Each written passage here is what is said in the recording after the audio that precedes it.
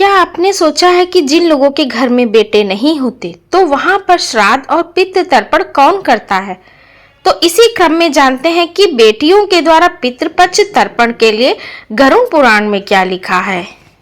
राधे दोस्तों, आप सभी का चैनल में स्वागत है।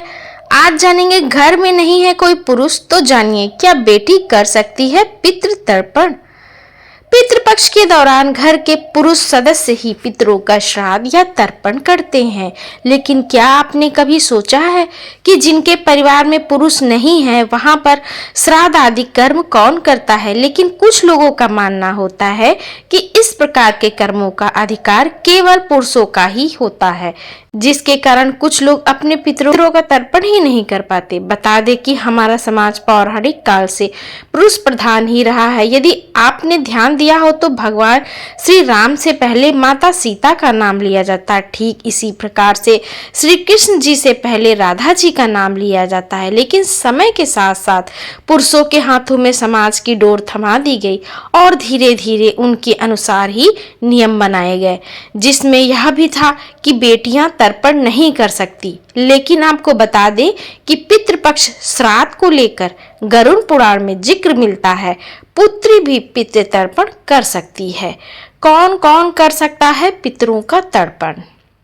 गरुड़ पुराण के अनुसार पितरों का श्राद्ध करना हर संतान का कर्तव्य होता है, चाहे वह पुत्री हो या पुत्र। माता पिता के निधन के बाद उनके बच्चे चाहे लड़का हो या लड़की, उन्हें श्राद्ध या तर्पण करना चाहिए। यह एक धार्मिक अनुष्ठान है जिसे किसी भी कारण से नहीं टाला जाना चाहिए। यह मान्यता है कि बच्चे अपने माता पिता का हिस्सा होते हैं और दोनों में ही खून का रिश्ता होता है, इसलिए दोनों ही बच्चों को पितरों का श्राद्ध करने का अधिकार और कर्तव्य होता है। श्राद्ध करने से पितरों को शांति मिलती है और उन्हें मोक्ष प्राप्त होता है। अब जानते हैं क्या पुत्री कर सकती है श्राद्ध? कन्या पितरों का तर्पण कर सकती है या नहीं, इसे लेकर गरुड़ पुराण में कहा गया है कि यदि किसी व्यक्ति के पुत्र नहीं है तो ऐसी स्थिति में उनकी पुत्री श्राद्ध या तर्पण कर सकती है। यही नहीं, एक बेटी बेटे को जन्म देने के बाद भी अपने पूर्वजों या मृत माता पिता को तर्पण दे सकती है। कहा जाता है कि पितर अपने पुत्र पुत्रियों और पात्रों द्वारा किए गए श्राद्ध कर्म को स्वीकार करते हैं, क्योंकि बेटियां भी परिवार का एक अहम हिस्सा होती हैं। इसलिए अपने पूर्वजों की आत्मा की शांति के लिए धार्मिक अनुष्ठान करती हैं। विवाहित बेटियां क्या कर सकती हैं श्राद्ध? कई लोगों के मन में यह सवाल उठता है कि क्या एक शादीशुदा बेटी अपने माता पिता या अन्य पूर्वजों का श्राद्ध या तर्पण कर सकती है?